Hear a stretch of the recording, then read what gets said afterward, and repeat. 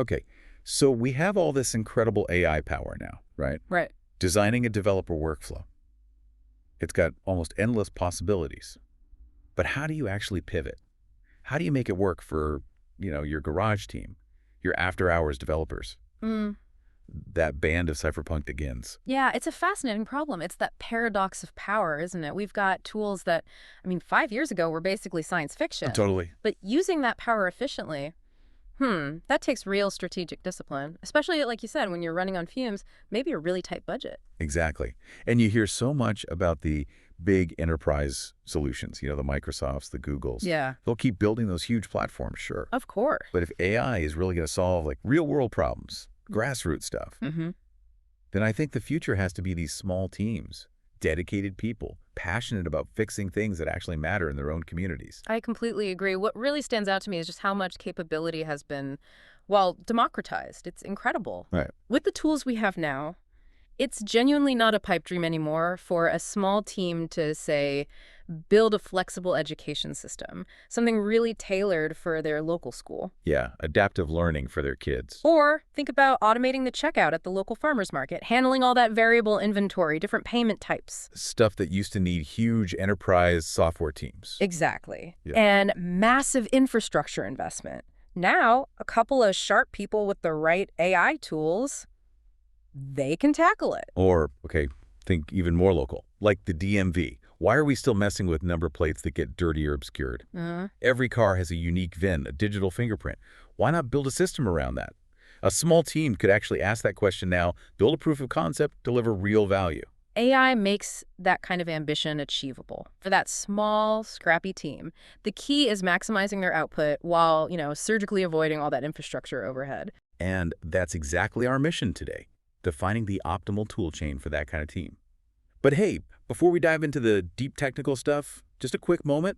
Wanted to say thanks. Seriously, thank you to everyone who responded to our last deep dive on Strategy Inc.'s Q3 report, the STRC focus. Yeah, the response was fantastic. Really great engagement. Totally. And so many good questions came in. We're definitely going to tackle those in our next deep dive, which is all about the wonderful world of engineered finance. So stay tuned for that.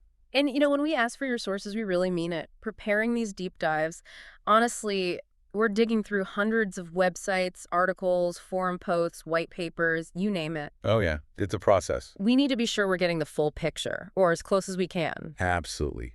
So look, if you think we missed something critical on AI workflows today, maybe especially around budget stuff, or how a specific tool really performs in the wild, please drop in the comments. Yeah, definitely. Give us a link if you have one. We'll check it out, research it, and we can cover it in a little addendum episode.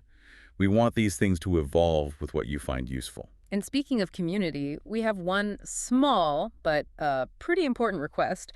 We're actively looking at getting the Mosaic AI video editor. It's at mosaic.so. Yeah, mosaic.so.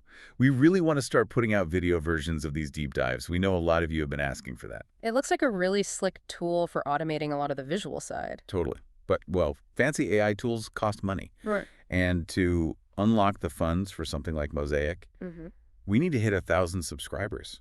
So, yeah, if you find this useful, please share the show. In your WhatsApp groups, your networks, whatever. Spread the word. And most importantly, please hit that subscribe button. It seems like a small thing, but it genuinely helps us get the resources to make the show better, add video, and reach more people with this kind of analysis. We'd really appreciate it. Okay, let's get into it. A toolchain strategy for augmented teams. We're aiming for efficiency, predictability, maximum power for the budget, high output kind of team. And the first big choice, it's not really which AI model you use, is it? It's how you integrate it, the workflow. Exactly.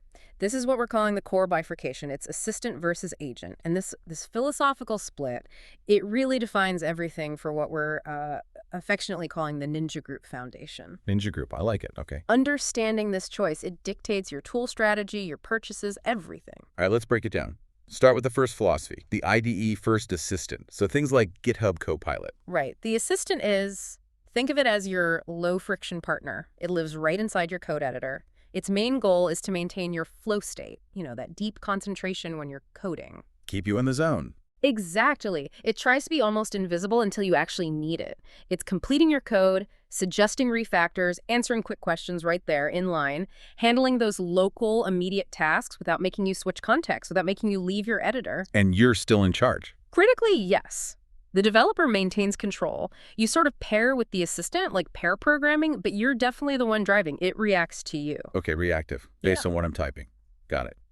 Now contrast that with the other side, the terminal first agent. Right, the agent. This is more like the standalone CLIs, the command line interface tools.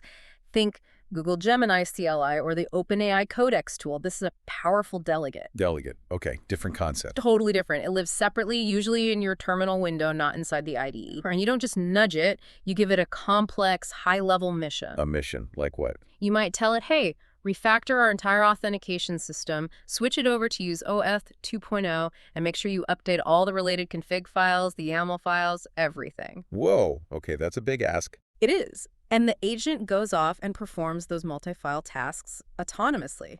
You don't pair with it in your flow state. You assign the mission, maybe you grab a coffee, walk away for 10 minutes, and then you come back and review the results.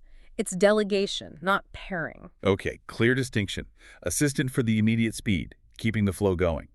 Agent for the big, complex tasks, the delegation. That's the core idea. So if that's the foundation, we immediately hit this idea of IDE lock-in, right? Especially when we look at the big players in that IDE-First space. Yeah, the choice definitely feels like a long-term commitment. Because these tools, they're designed to just weave themselves into your muscle memory, your daily habits. Makes sense. But the level of commitment, or maybe the type of lock-in, it does differ. I mean, just look at the numbers around Cursor. Cursor, the AI-First IDE. Exactly.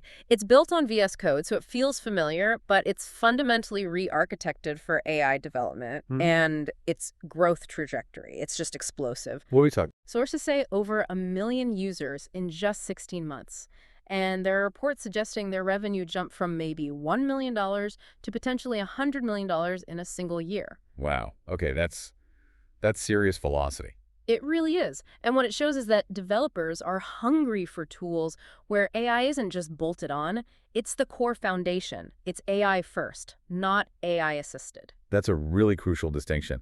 So GitHub Copilot, which we'll look at next, is more like an assistant plugin that's getting smarter, getting more agent-like features added. Right. It started as an assistant. Whereas Cursor is coming from the other direction. It's like an agent-native IDE from the get-go. That's a great way to put it. And yeah, this philosophical split, it really drives the strategic recommendations we're going to make. Okay, perfect setup. This leads us right into part 2, the IDE strategy, weighing up power versus predictability. For our ninja group, focused on fast, budget-friendly output, this feels like the most immediate fork in the road. Absolutely. This is where the rubber meets the road for daily workflow. So let's start with the incumbent, maybe. Yeah. GitHub Copilot, the integrated assistant. How does its core design really nail that developer flow state? Well, its number one strength is just raw speed, pure, unadulterated speed. Okay. Copilot really works at 2 speeds, but that first one is the absolute key. It's the instant. We're talking sub 200 millisecond ghost text, the code completions that appear as you type. Sub 200 meters. Why is that number so important? Because it's non-negotiable for flow. Yeah. If that completion takes even half a second longer, maybe 500 milliseconds, your brain has already moved on. Your concentration breaks. Okay. The cognitive friction. Exactly. Copilot absolutely excels at maintaining that cognitive momentum, keeping you typing, keeping you thinking about the code, not the tool. Makes sense. So beyond just the ghost text, what about other features, especially for, team efficiency? Well, the deep integration with the whole GitHub ecosystem, that's a massive plus for any small team trying to keep things clean without wasting time. Like Git integration. Exactly. The source material really highlights its ability to look at your staged code changes and just automatically generate a really high-quality descriptive commit message with one click. Oh, that's nice. Hate writing commit messages. Right. And for teams that really care about having a clean, searchable Git history, which is basically a form of project documentation that feature alone, it can save hours of tedious, low-leverage work every single week. Yeah, I could see that. Plus, you've got Copilot chat now, right? For doing stuff inside the editor. Yep. Things like explain this chunk of confusing code or fix this little bug or typo, all without ever leaving the file you're working on. It keeps that context switching minimal. Okay, sounds pretty slick. Yeah. But you mentioned predictability. Here comes the catch. Here comes the critical financial point, especially for our budget-conscious listeners. It's the cost catch. You often hear that the $10 a month Copilot Pro plan is unlimited. Uh-huh. Sounds good. It is good, but it's potentially misleading if you want to use the really powerful stuff, the more agentic features. Ah. Okay, so it forces you to think strategically about how you use it. Precisely. That $10 a month Pro plan, it gives you unlimited code completions, the ghost text, that's the core assistant function, and that part is effectively unlimited for interactive use. Got it. But if you want to use the more powerful features, things like the new agent mode or using the chat for complex multi-step refactoring, or even using the separate Copilot CLI tool, doing those things consumes what they call premium requests. Premium requests. Okay, and there's a limit. There is. You get a fixed quota of only 300 of these requests per month. 300. That doesn't actually sound like a lot if you're leaning on the agent features for serious work every day. It's not, and that's a deliberate restriction, I think. What it means is that the $10 price tag, it's perfectly predictable, rock solid, reliable, which is fantastic if you have a fixed budget. Okay, predictability achieved. But it means the team, the Ninja Group, has to train itself to use those agentic features really surgically, like a scalpel, not a sledgehammer. So use the instant ghost text constantly, all day long. Yep, that's your bread and butter. But only burn a premium request for something really high leverage, like a complex fix on a big chunk of code, or generating that perfect commit message before you push. Exactly. You can't just rely on it for every little chat query, asking it trivial things. If you do that, you'll blow through that 300 request quota by like the middle of the month. And then you lose access to the powerful features until next month. Precisely. So it enforces a kind of resource discipline. That's a great point. A really good example of strategic usage constrained by budget. Okay, let's pivot now to the challenger. Cursor. The AI-First IDE fork. What's its core difference, and why are developers apparently flocking to it? Well, Cursor represents, I think, a much more radical commitment to the agent philosophy, but packaged neatly inside an IDE. Because it's a fork of VS Code, it feels immediately familiar. The learning curve is really low if you already know VS Code, but the entire user experience, the interface, it's optimized from the ground up around AI interaction. So it feels different in use. Users consistently report that, yeah. It's deep agentic features. They have things like a plan mode for mapping out changes and a composer for doing complex multi-file edits. Users say these feel significantly more polished, more powerful, more, well, native than what Copilot currently offers in its agentic modes. So if Copilot is kind of adding agent features onto an existing assistant, Cursor started with the agent concept and built the editor environment around that. That's a really good way to characterize it. It feels more fundamentally agent-driven. Okay. And the source material highlights what it calls Cursor's greatest strategic advantage. Model agnosticism. What does that mean in practice? Yeah, this is where Cursor really appeals to that Ninja Group mindset of wanting maximum performance, squeezing every bit of power out. Cursor lets you choose the best large language model for the specific job you're doing right then and there. Oh, interesting. So you're not locked into just one provider. Exactly. You could be using OpenAI's latest, greatest model, maybe GPT-4, whatever's current, for some creative coding task. Then maybe you switch over to Anthropic's Claude model if you need really deep technical reasoning or analysis, or perhaps you flip to Google's Gemini if you need to process a massive amount of text because of its huge context window. You can do all that switching within the same Cursor editor. Yep. All within the same IDE. So you're not locked into one vendor's release schedule, their performance quirks, or their pricing changes. You retain that flexibility. Okay, that theoretical flexibility sounds amazing for performance tweaking. But let me push back a bit here, thinking about our budget-conscious listener again. Sure. For a small team, trying to minimize overhead, doesn't constantly benchmarking and deciding should I use GPT-5 Turbo today or Claude 4.5 Opus, doesn't that itself become a form of overhead? Isn't there value in just simplicity sometimes? Maybe simplicity is worth more than chasing that theoretical peak performance. That's a really critical counterpoint. And you've put your finger right on it. It brings us perfectly to the cost trade-off with Cursor. Cursor offers that raw power and flexibility, absolutely, but it introduces potentially massive financial variability and, like you said, strategic complexity. How so? What's the pricing model? Well, first off, the Cursor Pro plan starts at $20 a month. So right out of the gate, it's double the price of Copilot Pro. Okay, $20 base.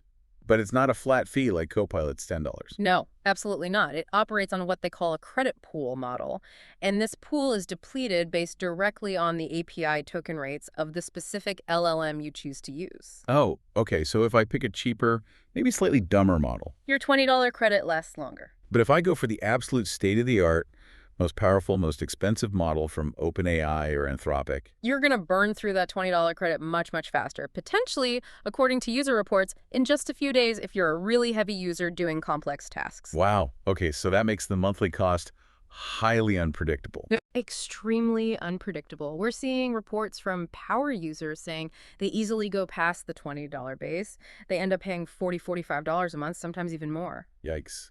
For a small team on a really tight, fixed budget, that kind of variability, that's a huge financial red flag. It really is. A $10 difference per developer per month might sound manageable, but when your costs can suddenly jump 2x or even 3x what you budgeted, that can completely derail a small, self-funded project. Yeah, absolutely. And you mentioned they have a bring your own key option. Does that help? It can, potentially, for very heavy users who might get volume discounts on API calls directly from OpenAI or Anthropic. But for most small teams, it just adds another layer of complexity. Yeah. Now you're managing API keys, tracking usage across different providers, dealing with separate billing. It's more overhead, exactly the kind of thing the Ninja Group is trying to avoid. Right. Back to managing infrastructure instead of building the product. Precisely. Okay, so let's try and synthesize this IDE choice for our listeners, it sounds like. Choose GitHub Copilot if your absolute priority is a tight, fixed budget. You need that cost predictability. You prioritize the world-class, instant code completions, and you accept the limitation on the heavy-duty agent features, using them surgically. Exactly. Predictability and flow state first. And conversely, choose Cursor if your primary driver is getting the absolute maximum agent performance. You want those best-in-class multi-file agentic capabilities now, and you value the strategic flexibility to instantly switch to the best model for the job, provided you have the budget flexibility to absorb potentially much higher and variable costs, and you're willing to manage that extra layer of complexity. That sums it up perfectly. Performance and flexibility first, but with cost variability. Excellent. Okay, that really clarifies the IDE landscape. Let's step outside the editor now and move into part 3. The terminal strategy. This is the realm of the purest sage, maybe. The standalone agentic CLIs. Yeah, this is where we delegate those high-level goals, the big missions, without necessarily needing to be inside a specific editor environment. And this terminal-first path, why is it so crucial as a complement to the IDE assistant? Because it lets the Ninja Group perform that really heavy delegated work, the complex refactoring, the deep analysis, without slowing down or cluttering their primary IDE flow state. You keep the editor fast and responsive for the moment-to-moment coding. Okay, so we need to compare the main options here from the big providers. We're looking at Google, Gemini CLI, OpenAI, Codex CLI, and Anthropic Claude Code. Those are the big three in the terminal agent space right now. Let's start with what the source material calls the free champion, Google Gemini CLI. This feels like a pretty aggressive strategic move by Google. Oh, it absolutely is. It's textbook cost-effective lock-in as a strategy. The Gemini CLI is arguably the most powerful, most feature-rich agent tool out there that you can get for literally zero cost. Zero cost. If you use it with your personal Google account, it's free.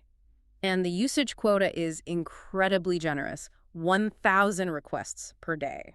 For any individual developer doing interactive work, that's effectively unlimited. Wow. So the trade-off isn't money, it's data context. Essentially, yes, you're paying with your usage data, but your wallet stays firmly closed. And its power comes from that massive context window we keep hearing about. Crucially, yes, it boasts a 1 million token context window. That is just enormous. What does that mean in practical terms? Why is that million tokens so useful? It makes it ideally suited for those really heavy lifting tasks. Things involving truly sprawling code bases or incredibly complex debugging scenarios where you need the AI to understand connections across dozens of files or long histories. Okay. And what about key features beyond the context window? The session management is really sophisticated. It includes something called checkpointing. This lets you save and resume complex, multi-turn conversations with the agent across different sessions. Wait, hang on. Explain checkpointing. Give me a practical example. Let's say I'm hunting a really nasty bug. Okay. Perfect example. Imagine this bug requires you to feed the AI code from like 20 different files, plus maybe the last 48 hours of your Git commit history to see what changed. This is way too big for any IDE chat window, Now, right? fixed overload. So you feed all that into the Gemini CLI, it starts analyzing, you have a back and forth, and then, uh-oh, it's late, you gotta go sleep. Happens all the time. With checkpointing, you can save the entire state of that complex interaction. The agent remembers every file you fed it, every instruction you gave, all its intermediate analysis. It saves it all, often to a persistent gemini.md file right in your project directory. Ah, so it's persistent context. Exactly. You come back the next morning, you type a command to resume the session, and bam, you pick up right where you left off without having to re-upload gigs of data or re-explain the whole problem history. That is incredibly useful for those marathon debugging sessions or complex refactors that span multiple days. It's perfect for that. So yeah, the recommendation is clear. Gemini CLI is the ideal starting point for any heavy lifting agent tasks because of its power, the zero cost, and that fantastic stateful context management. It perfectly complements something like the Copilot assistant. It's the free, heavy-duty powerhouse that covers the complexity blind spot left by the IDE assistant's quota limits. Exactly. Okay, next up, the OpenAI Codex CLI, the flexible power user tool. Right. OpenAI's strategy here seems less about zero cost and more about being the universal connector, the most flexible interface. That's absolutely its killer feature. The Codex CLI is typically an open source tool. You see versions in Rust, TypeScript, etc. And it's designed from the ground up to be provider agnostic. Yay. Meaning it doesn't just talk to the standard OpenAI API like GPT-4. It can connect to other cloud providers' models too. And really crucially for our discussion later, it can connect to local models running right there on your own machine, often via frameworks like Llama. Ah, okay, that makes it the key piece for building a true hybrid AI environment. Right. Local and cloud. Precisely. It's the bridge. And what about its cost and quota compared to Gemini being free? Well, it's typically included as part of the standard $20 a month ChatGPT Plus subscription. Okay, so same price point as Cursor's base, but different model. Right. And the source material notes that the ChatGPT Plus plan generally offers a much higher total usage quota for the powerful models compared to Anthropic's equivalent $20 plan for Claude. So if a team anticipates really heavy agent usage, Codex, even though it costs $20, might end up being cheaper and more predictable overall than trying to use Claude a lot on its base plan. That seems to be the case, yes. You get more mileage out of your $20 with OpenAI's Plus plan for heavy agent use. Got it. Now, the recommendation for Codex is for power users, yes, but also specifically for teams building automation, like CI/CD pipelines. Explain why that provider agnosticism is so vital in that context. Okay, think about this scenario. You've got some really sensitive proprietary code. Maybe financial algorithms or secure user data handling. You need to run a security audit on it using AI, but your company policy, or just good sense, says you absolutely cannot upload that raw source code to OpenAI's or Google's public cloud servers. Right. Big privacy concern. So what do? With the Codex CLI, because it can talk to local models, you can set up a workflow. You use Codex to route that sensitive code chunk first through a small, specialized, but powerful model running locally, maybe on a private server using a Llama. Okay, keep it in-house initially. That local model does a first pass. Maybe it sanitizes the code, removes proprietary identifiers, or generates a high-level summary of logic without the sensitive details. I see. Anonymization or abstraction. Exactly. Yeah. And only then does the Codex CLI take that sanitized, summarized, anonymized data and feed that to the big, powerful, state-of-the-art cloud model like GPT-4 or Gemini Pro to perform the really complex security analysis or generate documentation or whatever. Wow. Okay, that gives you the best of both worlds. You get the privacy and security of local processing for the raw, sensitive stuff. But you still get the peak performance and reasoning power of the giant cloud models for the high-level tasks, and all managed through one flexible interface. That's the power. It's a massive security advantage and potentially a cost advantage, too, for certain workflows. That's why it's key for automation and power users who need that fine-grained control. Fantastic explanation. Okay, third option in the terminal space, Anthropic Claude Code, the premium workflow specialist. Right. Anthropic's angle here is a bit different. They're positioning Claude Code as part of a premium, highly integrated workflow. It's designed to be editor-agnostic, lives purely in the terminal, but it's laser-focused on one specific aspect of the developer's life. And that focus is? Their unique strategic play is this. Instead of trying to force developers to learn yet another new tool or interface, They taught Claude how to expertly use the tool that serious developers already live and breathe in the terminal for professional work, Which is? the GitHub CLI.gh. Ah, okay. So the core strength is a deep native integration with G. How does that actually work in practice? Is Claude just, like, figuring out the text commands? No, it's much deeper and more reliable than just interpreting text commands. Hmm. The model is essentially securely chaining API calls or executing commands to the native GACLI executable that's already installed in your shell environment. Okay, so it's actually using the G tool. Exactly. So when you prompt Claude Code with something like, hey, please review the code changes in my current branch, write a good summary commit message based on the diff, and then open a pull request targeting the main branch, the Claude agent executes those steps by correctly formatting and actually running the underlying G-issue create, G8 commit, and GHPR create commands in your terminal session. Wow. Okay, so for a developer whose entire professional life, their muscle memory is already built around using the GA command constantly. For that developer, this feels incredibly seamless. Perfectly natural. They're not context switching to some other application. They're not trying to explain Git concepts or PR workflows to the AI. Claude just knows how to use the tool they already trust. That is a very specific, but potentially very powerful workflow advantage for a certain type of developer. But the cost weakness here sounds pretty significant, based on what you said earlier. It is the primary drawback, yes. That $20 a month Pro plan for Claude. It reportedly has the lowest actual usage limits of the 3 main agent CLIs we've discussed. Lower than ChatGPT Plus for Codex usage. Significantly lower, according to the sources, which means developers who really start relying on Claude Code heavily for their daily T workflow, they get pushed very quickly towards Anthropic's much more expensive max tier plans. And we're not talking small increases here. No. We could be talking about costs escalating into the hundreds of dollars per developer per month if usage is high. For our budget-conscious ninja group, that kind of variability and potential expense is a major red flag compared to the totally free Gemini option or the more predictably capped OpenAI option. Okay, so the recommendation for Claude Code is really quite narrow then. It's strictly for the developer whose entire professional workflow is already deeply invested in the UKey command line tool. Yes. And who works in an environment with the budget flexibility to absorb potentially significant and variable monthly costs based on usage. That's exactly the niche it seems best suited for right now. It's a premium, specialized tool for a specific workflow. All right. We've laid out a really clear path using IDE assistants like Copilot, complemented by specialized terminal agents like Gemini or Codex. That seems like a solid practical strategy. It covers most bases efficiently. But before we finalize that recommendation, we absolutely have to address the elephant in the room, the philosophical ideal for many listeners.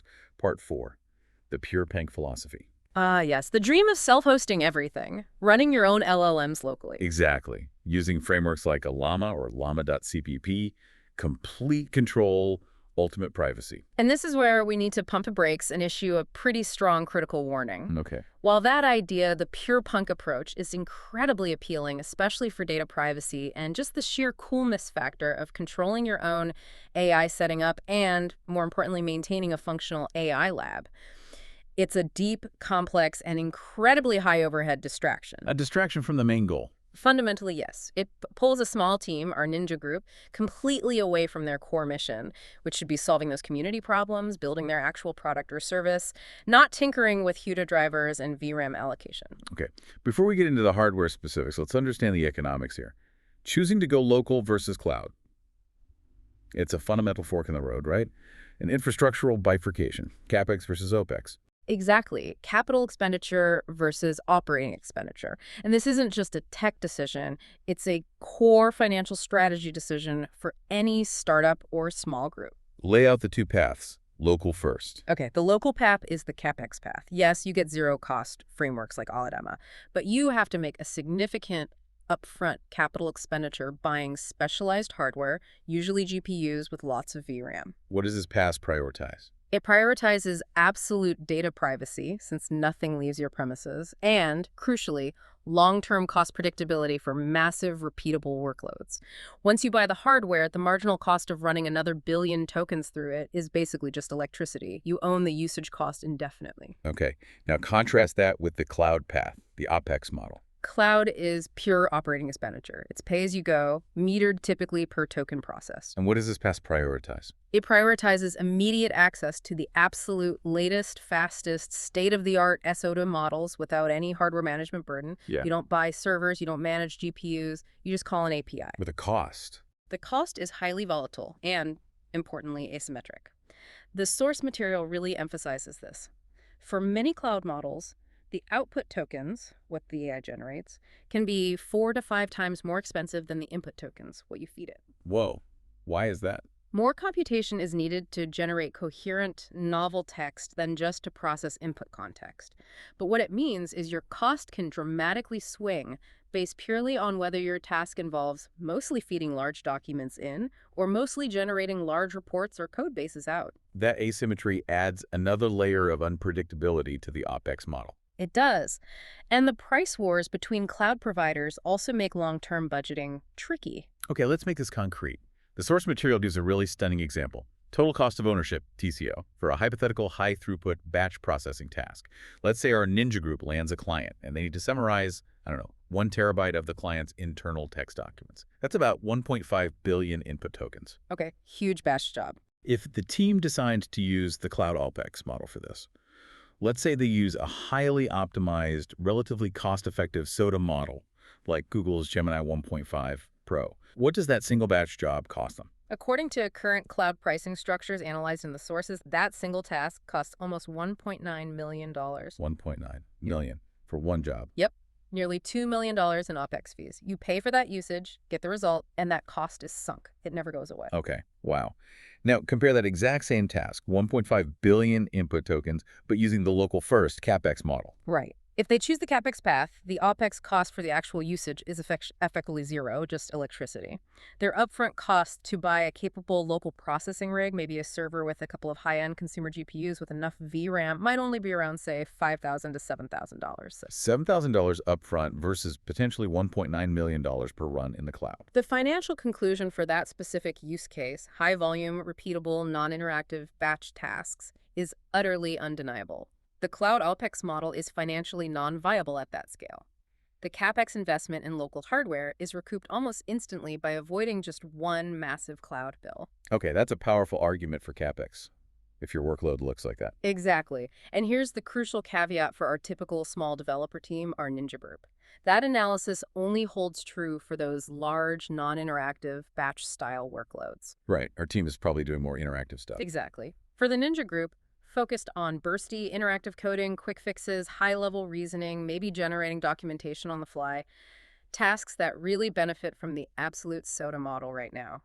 The OpEx model, like that $10 or $20 a month subscription, is dramatically, incomparably cheaper. And it gives them access to models that are simply impossible to run locally on consumer hardware anyway. Precisely. Which brings us neatly to the physical barrier, the thing that makes the full pure punk path impractical for most, the 70 billion parameter cliff. Okay, explain this, Cliff. This sounds like where the budget developer runs headfirst into a wall of physics and economics. It really is. If your team decides, okay, we need a really capable large model locally, we need something that can do complex reasoning near SOTA performance. Right now, that sweet spot for capability is often around the 70 billion parameter size. Okay, 70B models, like Llama 270B, or Mistral Large, potentially, if it were runnable locally easily. Those kinds of models. As soon as you decide you need that level of capability locally, you hit an immediate and incredibly costly hardware wall, specifically a VRAM wall. VRAM, video RAM on the graphics card.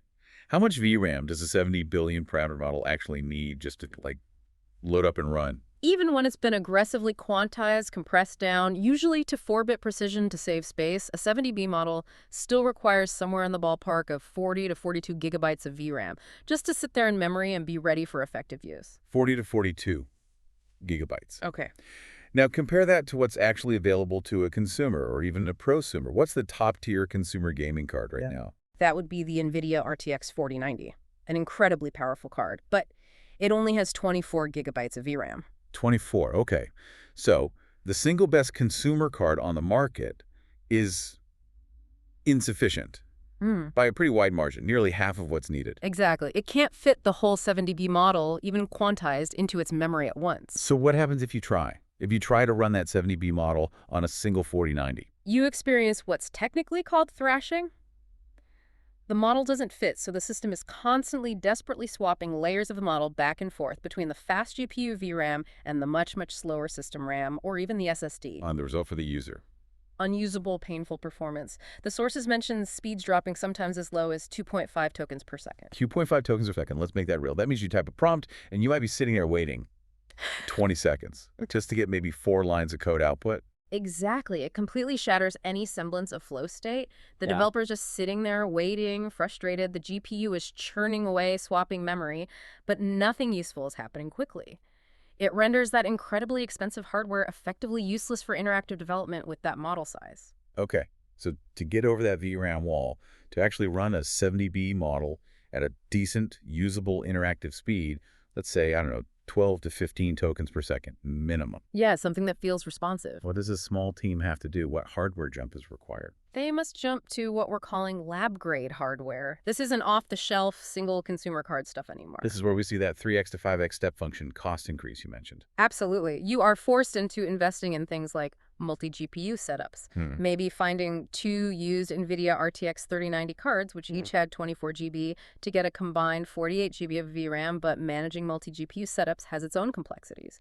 Or you jump to single, very expensive data center grade cards, like the NVIDIA A6000 or similar, which have 48 GB or more VRAM, but cost many thousands of dollars each. Or the Apple Silicon wrap. Or, interestingly, for maybe a single power user on the team, the high-memory Apple Silicon Max, like an M3 Max configured with 128 GB of unified memory, actually becomes perhaps the most accessible way to run these truly massive models locally, because the unified memory architecture avoids some of the VRAM limitations and multi-GPU headaches. But still, we're talking a significant hardware investment compared to just using cloud services. Oh, absolutely. We're talking thousands, potentially tens of thousands, for a capable local setup. And the strategic takeaway here regarding that popular RTX 4090, while it's a beast for gaming or running smaller LLMs, maybe 7B to 13B parameter models, very fast, it's strategically not the right tool for interactive 70B model work. It's better viewed as maybe a high-throughput server for those smaller models rather than an interactive workstation for the big ones. Got it. So the cost, the complexity of setting up and maintaining multi-GPU rigs or data center cards, the constant need to tune drivers and software, it all circles back to your original warning. Avoid opening the AI lab unless you absolutely positively must. The goal is solving community problems, building your thing, not becoming expert GPU rack managers. That realization, that pragmatism, it leads us directly, finally, to part 5. The recommended surgical hybrid strategy. This is the practical application of the pure punk spirit. It's what we're calling local first, cloud aware, or maybe cloud first, local aware, depending on your starting point, LFCA. And the core idea here is that the ultimate winning strategy for the small, budget-conscious, high-output team is to intelligently combine the best elements of the IDE-First assistant world and the terminal-first agent world. Exactly. Combine the ecosystems to get, say, 99% of the benefits of both worlds, but with minimal infrastructure overhead and crucially predictable costs. And this takes the form of a tiered approach. Precisely. A tiered stack of tools, each chosen for a specific role. Okay, lay out the tiers. Tier 1. Tier 1, the flow state assistant. This is your daily driver, the absolute non-negotiable component for maintaining interactive speed. And our recommendation here is GitHub Copilot Pro at that predictable $10 per month per developer. And its role is purely maintaining flow state, delivering that instant sub-200 meters feedback loop, handling the constant stream of code completions, and providing those critical time-saving git commit messages via its premium requests, focused entirely on speed and keeping the developer in the zone. But the team needs discipline here, right? Back to the premium requests. Absolutely critical. The team must be trained and agree to use Copilot's premium requests sparingly, surgically, only for those high-leverage tasks where the power of the bigger model behind the chat or agent features is genuinely needed. And doing that keeps the cost lock at that predictable $10 per developer per month. It covers the speed and basic integration needs. Exactly. That's the foundation. Okay. But what happens when a task is genuinely complex, when it really does require analyzing 20 files or understanding 1 million tokens of context? Or what if the developer is just worried about hitting that 300 request Copilot limit mid-month? Simple. They immediately escalate the task to Tier 2, the heavy lifting agent. And Tier 2 is? Tier 2 is the Google Gemini CLI, and the key factor, it's free. Ah, the zero-cost powerhouse. Its role is pure delegation for those complex, heavy tasks. Because it costs nothing interactively, and because it has that immense 1 million token context window and the checkpointing feature, it perfectly covers all the blind spots and limitations of the Copilot quota system. So when the task is just too big or too complex for the IDE chat, like refactoring that whole authentication system or hunting that bug across 10 different microservices, You delegate it to Gemini CLI. the massive context window handles the scope. The free access means you don't worry about usage costs for these big interactive sessions. Yeah. It becomes the perfect zero-cost, heavy-duty agent to complement the fast, cheap IDE assistant. That's the core stack. Copilot for flow, Gemini for complexity, and the total mandatory cost for this incredibly powerful, highly effective developer augmentation stack, just $10 a month per developer. Wow. Okay, that is remarkably efficient. It's a complete solution focused entirely on OpEx efficiency, maximum leverage for the dollar, and importantly, zero hardware management overhead. But we do need to acknowledge the optional tier. Tier 3, the privacy scale lab, the on-prem component. Right, this is the escape hatch, the reluctant investment. So when does the team finally bite the bullet, cross that hardware cliff we talked about, and activate the AI lab? The team should only activate Tier 3 if and only if they hit one of two very specific unavoidable walls. Wall number 1, the privacy wall. Explain. They land that dream client, or they're working with incredibly sensitive data like health records, and the requirement is absolute. No proprietary code, no sensitive data can ever touch a third-party API. Not OpenAI, not Google, nobody. Data must remain entirely on premises. Okay, regulation or client mandate forces a CapEx local-only solution. Exactly, the choice is made for them. Wall number 2 is the scale wall. And this ties back to the TCO analysis. Precisely. This is when the cloud OpEx costs for certain massive, repeatable tasks become absolutely undeniably astronomical. We go back to that 1.5 billion token summarization example. If the team suddenly realizes, oh crap, we need to run that exact job every single quarter for our main product, That potential $1.9 million cloud bill every 3 months. immediately justifies the, say, $7,000, $10,000 CapEx investment in building a small, dedicated local processing lab. The ROI is instantaneous at that scale. Okay, so privacy wall or scale wall triggers Tier 3 activation. Right. If they are forced down this path, they buy the dual GPU hardware, they set up a llama. What's the best tool to manage this new, more complex hybrid environment? This is where the flexibility of the OpenAI Codex CLI becomes essential. Bring it back in. Why Codex specifically here? Because, as we discussed, it's specifically designed to bridge the local and cloud worlds. It can connect seamlessly to the local Llama server that's running the private models, and it can still connect to the external cloud APIs, OpenAI, Anthropic, Google, via plugins, perhaps, simultaneously. So it becomes a single pane of glass, the one interface to rule them all. Exactly. It acts as the single, flexible command center for the entire hybrid toolchain. It allows the team to easily switch contexts. Okay, this chunk of code is super sensitive, route it through our local Llama 3 running on the secure server. Then for the next task, okay, this is just generating public-facing documentation, use the faster, more creative GPT-4 Turbo in the cloud via its API, all managed from the same CLI tool. That makes perfect sense. Yeah. It justifies its 20-month cost once you hit that Tier 3 That complexity. becomes the integration layer. Okay, so the final assessment seems pretty clear, yet really powerful. For the vast majority of small, budget-conscious teams, the starting point, and likely the long-term solution, is that $10 a month per developer stack. GitHub Copilot for speed and flow, Google Gemini CLI for free heavy lifting and complexity. It provides a complete, robust, and incredibly cost-effective toolchain. And it's focused entirely on achieving the team's actual goals, building things, solving problems, while successfully avoiding that huge distraction and cost sink of the AI lab. Yeah. Until the mission absolutely, unavoidably demands it due to privacy or scale. It really is a surgical approach. Maximize your human capital, minimize your infrastructure burden, prioritize cost predictability over chasing volatile peak performance that you might not always need. Fantastic. Okay, as we wrap up this deep dive, I want to circle back to that initial premise and leave folks with maybe a lasting thought.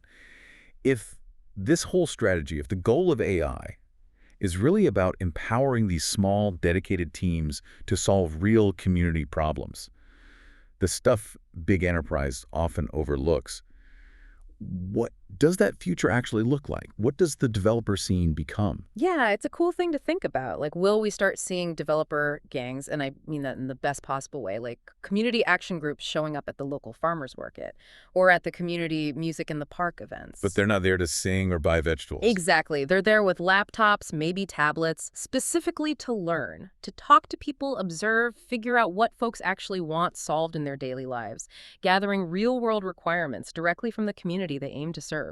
Moving the developer out of the isolated server room and into the town square. Precisely. The whole point of optimizing this toolchain, making it cheap and accessible, is to empower exactly that kind of small-scale, hyper-local, community-focused development. Shifting the focus from corporate backlogs to municipal problems, maybe? I love that vision. And, that message of ultimate community, that's really what drives us here, too. We want to turn to the community that we've been building around this little show. Yeah, the engagement has been great. We genuinely welcome your comments, your feedback. We absolutely welcome your sources for future research. Keep sending those links. And most importantly, we just have to ask you again, please subscribe to the show. And remember, if you subscribe, if you spread the word, you directly help us reach that 1,000 subscriber goal we need to unlock the funds for that Mosaic AI video editor. Yeah, Mosaic.so, we're really excited about it. It genuinely looks like it could make our creative process so much easier. We just feed it the audio from these deep dives, and it automatically generates relevant, beautiful AI B-roll, animations, graphics. It handles so much of the visual heavy lifting. It's basically the ultimate tool for automating the creative production pipeline. Less time editing means more time researching the next deep dive for you. Exactly. We really, really want to bring these deep dives to video format for you all, so your subscription genuinely helps make that possible. So, until next time, keep searching. Yeah. Keep searching for those interesting community problems that need solving, and keep searching for the best, smartest, most efficient tools to solve them. We'll catch you on the next deep dive.